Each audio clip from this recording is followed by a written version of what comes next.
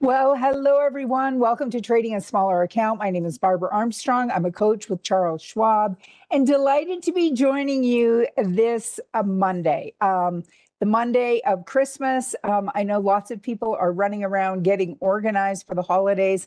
I am one of them. I got back late last night from Miami and I had to visit my daughter and her family, including my grandson, tomorrow for Christmas. So I applaud each and every one of you that's showing up today. And what we're going to look at today is short put verticals, which I call a kind of sort of bullish strategy or a neutral to bullish strategy. If you're new and you're not familiar with the short put vertical strategy, let me know and I will do like a 15-second cover of what we're aiming to accomplish with a short put vertical strategy. We also last week placed a bearish trade on Oracle. And so we're going to go over how we should have managed that trade day to day last week. Well, I was off dealing with palm trees and warm weather. And humidity and getting to meet with all of you. And one of the comments, that I heard more than once from the clients that I had the privilege of speaking with is that one of their kind of sticking points is they see a setup and they don't quite have the confidence to pull the trigger. Or they aren't quite sure of when to pull the trigger, both when to get in and when to get out. So we're going to talk a little bit about that as well. I invite you to follow me on X if you're not doing that already. My handle at Barb Armstrong CS. We also have the privilege of having the fantastic Mr. Kevin Horner in the house in the chat today, and you'll want to follow him. He's posting lots of great stuff on X as well at Kevin Horner CS. And just as a reminder, before we get into the thick of things, we do a lot of options trades in this class. Today, it's exclusively options that we are going to talk about. Know that options carry a high level of risk and aren't suitable for all investors. Also know that certain requirements have to be met to trade options with Schwab.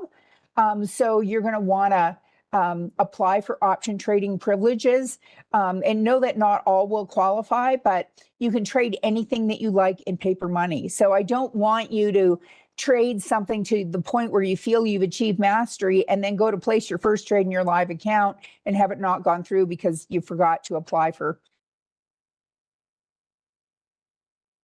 privileges. Use the paper money software application on the Thinkorswim desktop platform. And one of the nuances or differences is that short options will never be assigned early in paper money, but that can happen in a live account. Yes, and so this is Leon tuning in. He was in Miami. He's attended many events over the years, and it was a pleasure to get to meet him and have some conversations with him over the weekend as well. So we're going to do a super quick market overview. Why super quick? Well, because Kevin Horner just did a 45-minute market overview, and you can catch that in the archives if you missed it this morning. We're going to focus on placing new example trades. Our strategy du jour today will be the short put vertical, and I'll go over the reasons for that. And then we have one existing trade that I want to manage. And we also have a trade that hit our target, and that was on Albemarle. So we'll have a quick look at that as well. Okay. So let's come out and have a quick look at kind of what's cooking. So when we look at the SPX, we are almost at the end of the year. We are up 16.4%. And although we, had a bit of a pullback here down to the 100-day moving average, seems to be moving on up again. Today, gapped up on the open. We're up over 0.5% so far today. And, what technicians will be looking for will be for it to cross this line, which could act as a potential resistance line. But it's hard to characterize this overall trend as anything, other than bullish or bullish in the intermediate term and currently in a period of consolidation. When we look at our NASDAQ, it's up 20% year to date. And again, we've seen this period of consolidation. I had drawn a triangle here and it looked like it was breaking out to the downside. It's back within the triangle. And some might say, don't you think you should, redraw your line? Well, we could do that. Oh, let me just change my line. Whose line is it anyway? To quote an old show with Drew Carey. But yeah, it's still within this period of consolidation, but still, moving on up the last 3 trading days. Okay. Yeah, so Chuck is asking, why don't I use other indicators when deciding like what to do? So I do use the MACD on occasion, and we also use one ATR and occasionally RSI. But in this class, although it is an intermediate level trading class and we place a lot of trades, we try and keep it as simple as we can. But yeah, we could throw the MACD on here. And what we often look for, or what some traders will often look for with a MACD is, let's just see if this is the one that, yeah. They're often looking for confirmation, like say if we look at the NASDAQ, that this is moving up, that we don't have a divergence. And on this, this MACD is looking bullish, and this is looking bullish also. So there's a congruence here, which kind of increases the level of confidence. When we look at the Dow, I can type honest, I can.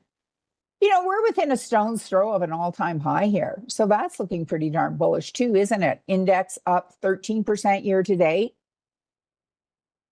And our small caps, this is 2,000 of the smallest of the Russell 3000. It's up 15%. And it too is, if you had a half decent arm, you could hit, throw and hit the all-time high here, which we had an intraday all-time high back on December 12th.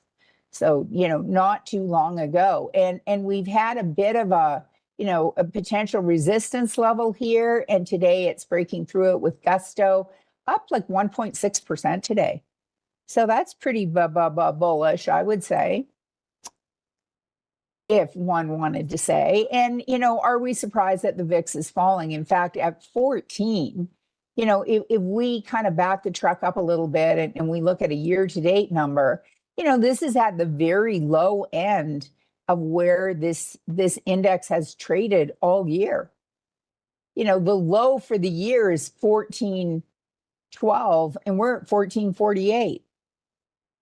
So that's saying, hey, you know what? This is a sign of confidence. Okay? Sign of confidence.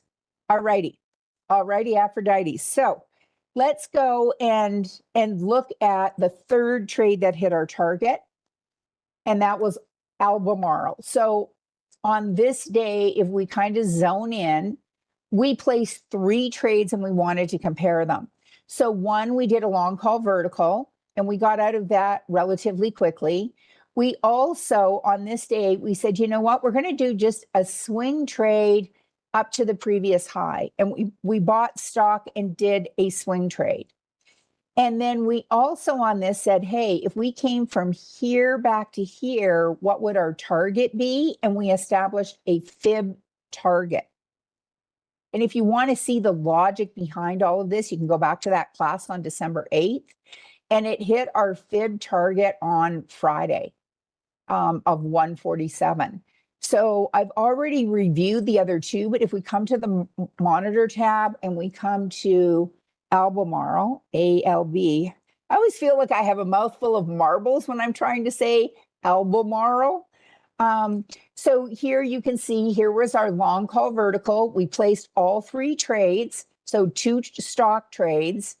And I made a mistake here, that whole human error component. We only intended to buy 20 and I bought 100. So we closed out 80 of those and left this 20. Oh, I forgot to change my exit. I was wondering why I had, so we sold 100. This didn't get changed. So I had to buy this back. That was an expensive mistake. It cost us $360. But we bought the stock for 125 and we got out for 147. So, we made about $22 a share on our 20 shares. Okay. Okay. So all three of these trades worked out. And the first swing trade that we did, we bought it back at 132. And you might say, well, gee, that wasn't a good decision, was it? But we were only in that trade for 2 days. So if we were looking for a shorter term trade, and it may never have gone up and hit our fib target. And this is why it's important to manage all your targets, because let's say our target had been 151, and then we get a candle like today. We might have said, you know what, our target was 151. We came up like within 28 cents of it. I'm going to go ahead and exit this position, just for example. So it's important to continue to look at these. But anyway, this one we got out of, and, all three trades ended up being successful. And it just depends on the kind of time frame you're willing to be in a trade for. This one actually moved up, relatively quickly. We could have been in this trade for another couple of weeks, or it may, like I said, it may never have come up and hit this fib target. Okay, so let's look at some new opportunities. The first one, we're going to go and look at this little company called Tesla. And I'm saying that kind of tongue in cheek, because it's really not a little company, is it? It's up 18% year to date. But when we look at this I call something of a Tums chart. Like there's been lots of downs, lots of ups, lots of, this is kind of a gappy chart, isn't it? Like we saw gaps up here, gaps down here, gaps up, lots of big candle days. So this isn't for the faint of heart. Okay, but what does that likely mean? This likely means that this stock carries higher volatility. And we've seen this period of consolidation.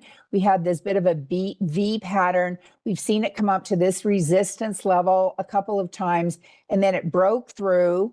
Was it a breakout or a fake out? It came back to retest, and it's coming on back up.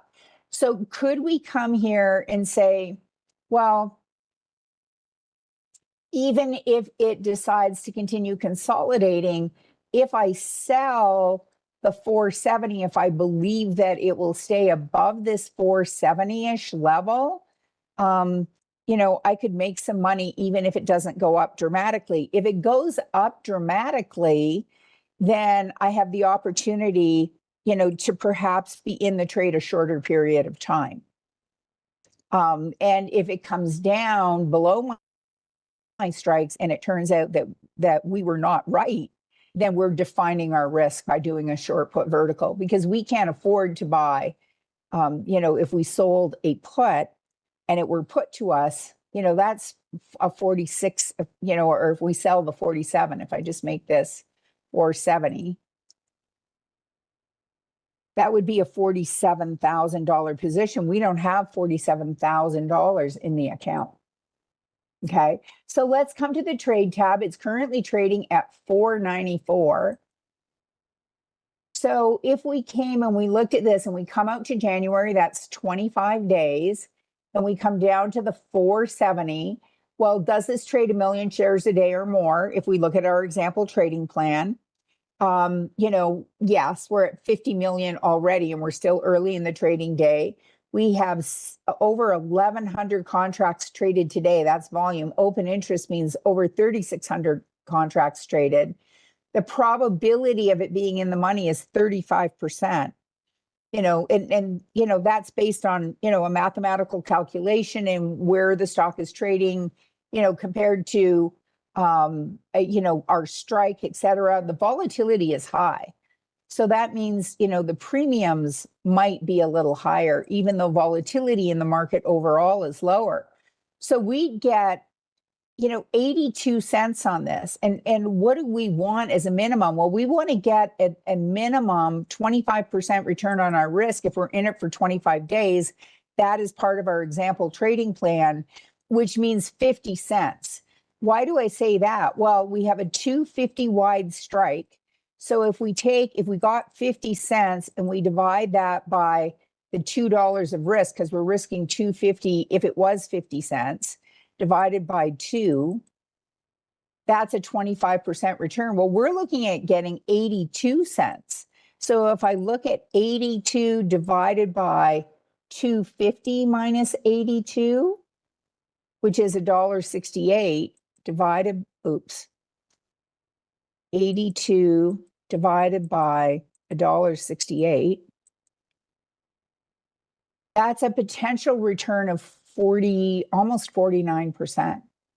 And we want to buy it back when we've got 80% of our max gain. So we're going to come to first trigger sequence. How much are we risking? 168. So we could do 3 of these and be under our 500, right? We don't want to risk more than, so our max loss is 510. We're okay with that. And we're going to create an opposite order and say, hey, 0.85 times 0.2 is 17 cents. When this is worth 17 cents, I'd like to take my risk off the table because I've got, the trader has 80% of their max gain. And so in our example trading plan, now, if we were to meet next Monday after Christmas, and what do we have the advantage of? Well, we have the advantage of Christmas Day, and then trading volumes are likely to be light. So the market is closed on Christmas Day. And so, but we still get the advantage of time decay, even though the market's closed. And there might be lighter trading volume, say, on Christmas Eve, when the markets close early, and maybe on Boxing Day, the day after Christmas. So, and yet we still get that advantage of time decay. And we have New Year's Day also where the market's closed. Thank you for bringing that up, Chris. And New Year's Eve when people might be a little distracted, even though it is a full trading day. So, we get that time decay, working regardless of whether the market is open and regardless of whether people are paying attention or not. So that's our short put vertical. Now, if you're new to this strategy, when we come and we look at this, the idea here is that we believe that Tesla has broken above this line of resistance, that will now act as a new level of support. And so what we are doing is we are selling a put. When we sell a put, it means we are willing, what it says is, I am willing to buy the stock at 470. That's what it says. The trader is saying, I'm willing to buy these shares at $470 if you would like me to buy them at any time between now and January 25th. And then in order to define our risk, because that's a $470 stock, we are buying a put $2.50 below that at what was it, 67.50. So that if it goes up, we're happy campers and we have a profitable trade. If it goes sideways, we've got $24, almost $25 worth of wiggle room that it could come, down a little bit and we're still okay. Where we get into trouble is if it goes below this. And if it goes through both strikes, then we have potentially a max loss if that is close to expiration. You can apply to trade short put verticals in IRAs, I do believe. You'd have to, fill out an application. You have to, request that. Yeah, somebody's asking if that's an inverted head and shoulders. I don't see that in the short term because I don't see two shoulders, but let's see if we back things up a bit more. Yeah, like you could call this a cup and handle if this first one was lower and the second one was lighter, but it's not. It's really a V pattern where it's just broken out. Or you'd call this a horizontal breakout here. And then you want to be aware of when earnings is, and earnings is the 28th. So it's after our expiration. Now, somebody asked, like, hey, where can we see these example trading plans of which you speak? And, if you subscribe to the channel, the Trader Talks from Schwab coaching channel, I created a bunch of these example trading plans under the trade management mini session tab. So you want to sort it by playlist and then click on playlist. I'm creating a bunch of like bite-size candlestick pattern videos. And so if you want to do some binge learning over the holidays, you can watch that. But if you come down here is our, did the short put vertical? Oh, no, here's our short put verticals. So some of these are starting to drop off and I'm having to re-record them. I'll be doing a bunch of that at the very beginning of January. But here's an example trading plan that you can use as a framework from which to create your own trading plan. Okay. And when you come to the top here, and I'll be going over these again at the beginning of the year. I may highlight one strategy and kind of go over an example trading plan, one per class for the first 4, 6, or 8 weeks. Okay. So, we picked playlist. If you go to home, what shows is what's currently being taught. Okay.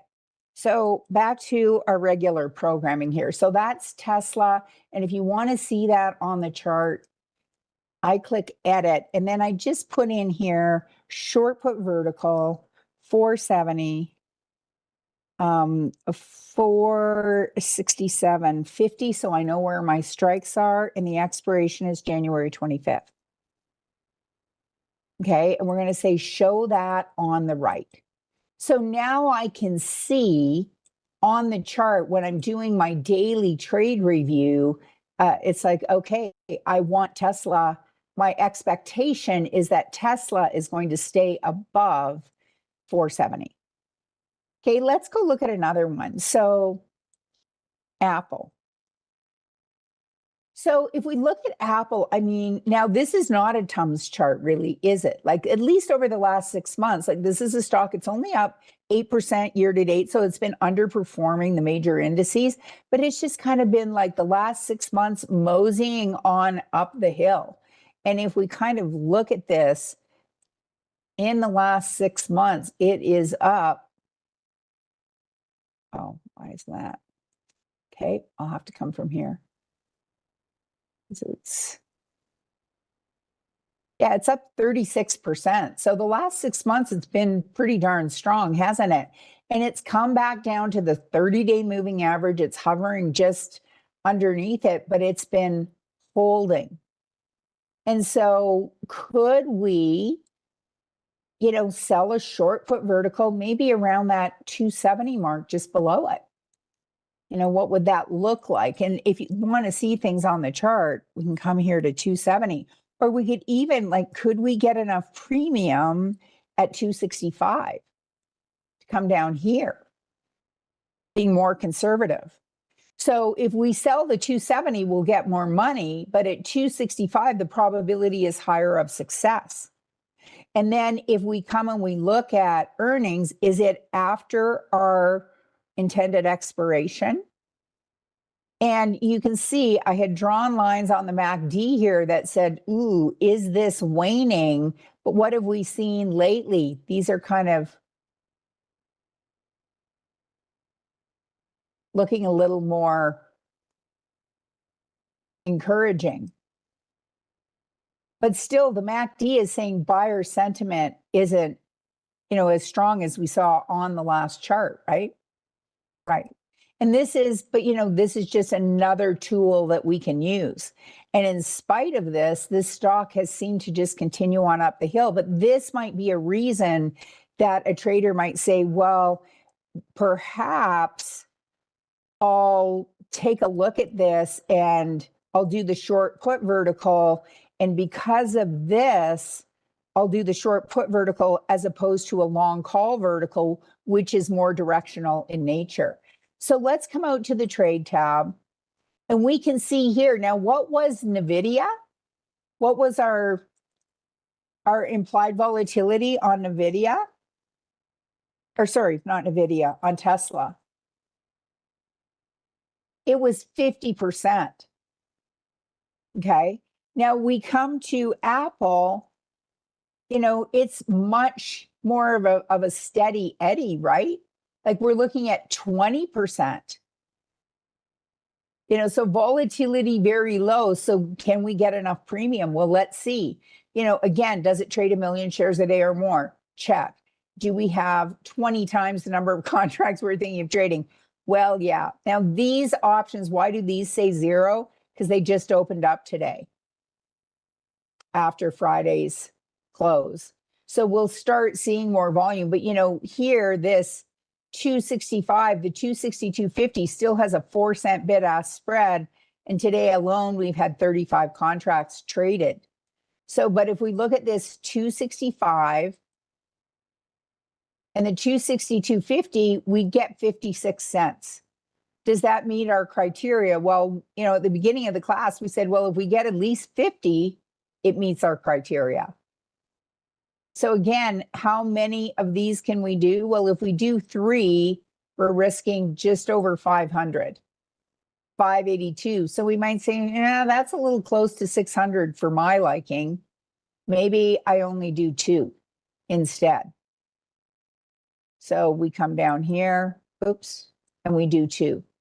And now what are we risking? 390. Is that less than 500 to 550? The reason I'm saying 550 when at the beginning of the year it was 500 is we're up, you know, $9,500 in this account year to date. So some traders might say on a quarterly basis, I'm going to, you know, kind of revisit my, you know, my max loss on a position. But because it was 2% when we started, we hesitate to move it up much more than that. Because if you had $1 million account, you might say, well, I'm only going to risk half of 1% or 1% or a third of 1%. Like it just depends on, you know, how you want to trade and how much risk you're comfortable taking.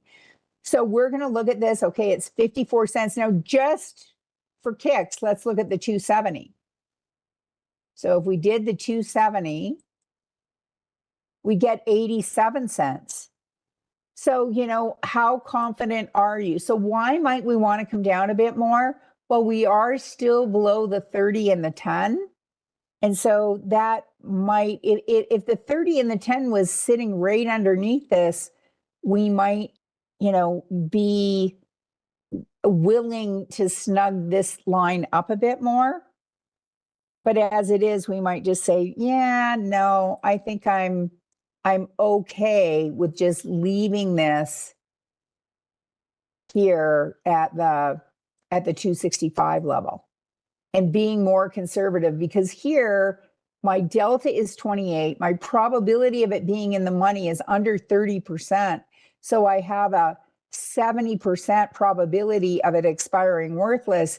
Here at the 270, currently with where the stock sits, we have a 58% probability.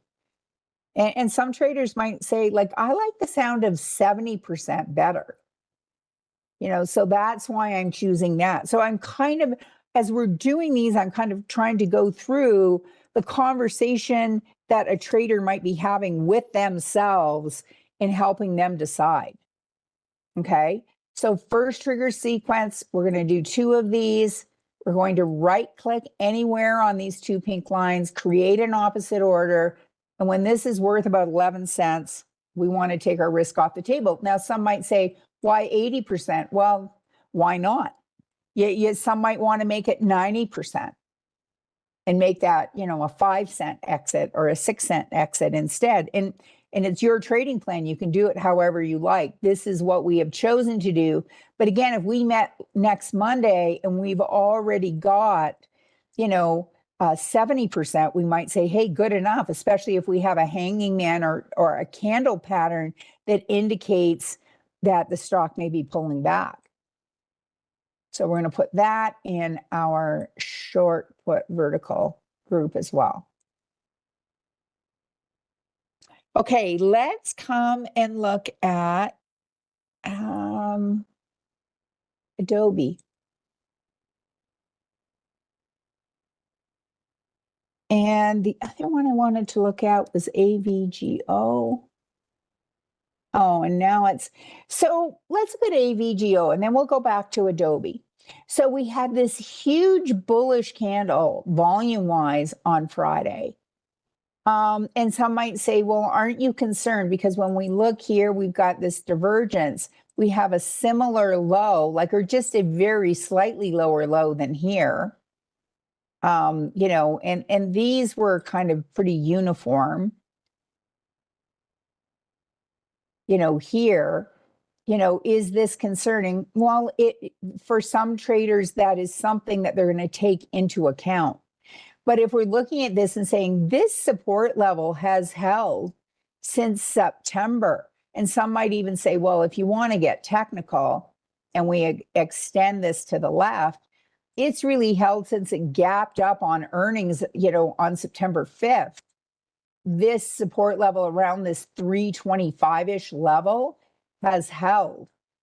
And we may have this pullback today because of this dividend. But, if we place the trade today, we as traders might get a higher premium. And so that might be the incentive to place the trade today. And if we look at this 325 out to January, and again, these all just became available today. It's like, is there no interest in trading, Broadcom? No, we got the contracts where there was ability to trade, have thousands of contracts. These smaller volumes here just became available today. And, have a similar bid-ask spread to the 320 that has 10,000 contracts, that has a 15-cent bid-ask spread. And this 325 also has a 15-cent bid-ask spread. But we have less liquidity here. But it may build given that, it's now a tradable option, which it wasn't until the market opened this morning. So again, we were looking at around that 325. So can we get enough premium for it to be interesting? And again, Tesla was 50% for implied volatility. Apple was 20. This is in between. So we're looking at 40, but this 250 wide strike, we get 75 cents. Well, if you do these a lot on a 250, that's over 40%, because you have the potential to make 75 and we're risking what, $1.75? Oh, 75 divided by $1.75. So that's a 42.8, almost a 43 if you're rounding percent return on our risk. So if we say, well, that meets our criteria, and how many of these can we do? Oops, I'd have caught on to that by now. So if we do 3, we're at 525, and we say, okay, well, if we're okay with that, single order, we change it to a first trigger sequence, right click, create an opposite order, and we're going to buy it back when it's worth about 15 cents. Well, when it's worth 15 cents or less. Now, it may never get to that. And again, is this a set it and forget it? No, we're going to check. And then the week of expiration, we're going to monitor this very closely.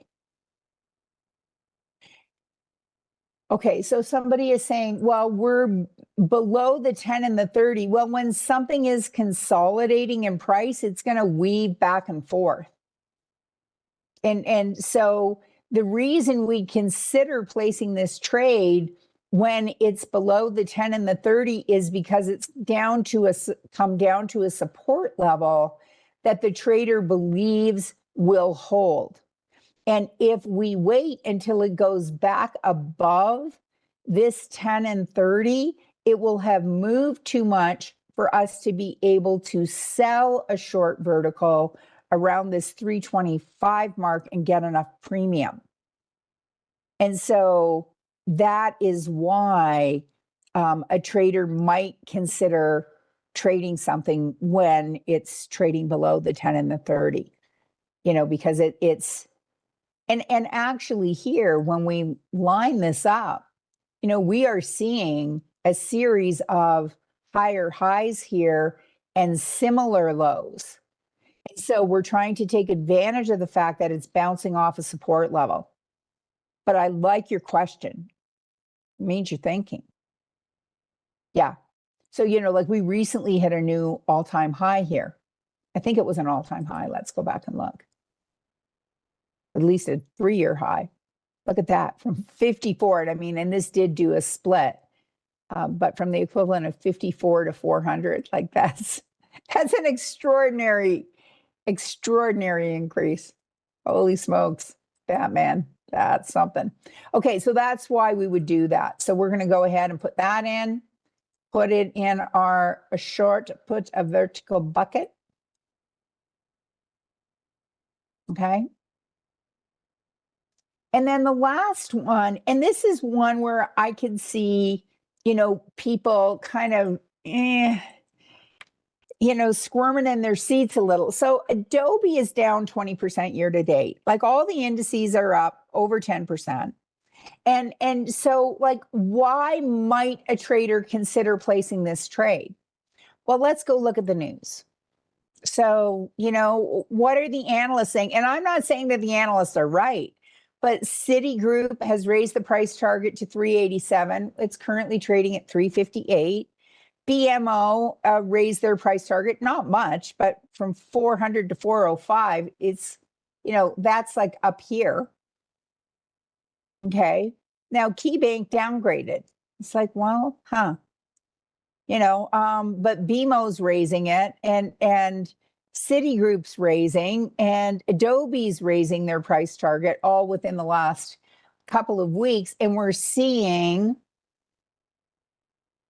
this diagonal resistance breakout. And I got this expression from, a friend who said, you wait for something to cross the river, and then just because it's crossed the river, you don't know if it's breakout or a fake out. Wait for it to come back and test the ice. And so if we're saying, well, I don't know if it's going to go to the moon and back, but maybe this ice will hold, or the expectation might be that the ice will hold. So could we come down here around this like 345 mark, perhaps? And, maybe we can, maybe we can't, but we could, consider it. So if we come to our trade tab, and again, it's interesting because this stock has been downtrending, but volatility is closer to Apple than it is to Tesla. And so if we look at this and say, okay, it's currently trading at 358, could we come down to 345? Might 350 be too high? Well, let's look at it. 345, does it trade more than 1 million shares a day? Check. If I look at this, 345, is the bid-ask spread tight? 20 cents. Check. Do we have 20 times the number of contracts? Check. What's the probability of it expiring worthless? Well, 72%. So, you might say, I like that probability. Now, the next question is, am I going to get enough juice for it to meet my trading requirement? 52 cents, it came in just under the wire. So, 52 divided by 198, which is the amount of risk we'd be taking, is, 26%, and we want to get at least 25. And so we'd say, okay, we're okay with that. We're going to do how many? 2, because we're risking 200 with each contract. So that's 400. If we did 3, it'll be 600. That's too high. So we're going to do 2. We're going to say like, hey, if we can't get 50 cents, we don't want to place the trade. So if we can't get 50 cents, we will not place the trade. So we're going to put it in at 50 cents, and then first trigger sequence, create an opposite order, and we want to buy it back when it's worth 10. And if it goes in, it goes in. And if it doesn't, well, If we can't get 50 cents, it's not enough premium. So we don't want to place the trade then.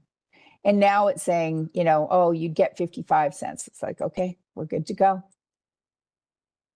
So that is our short put vertical number 4. Now, one of the comments that I often get in the surveys, and there is a survey today, and I want to thank Kevin for reposting that. There's 2 questions. So if you would do me a favor, your little holiday gift to me, if you click on that link, there's 2 questions. 1, I hated it.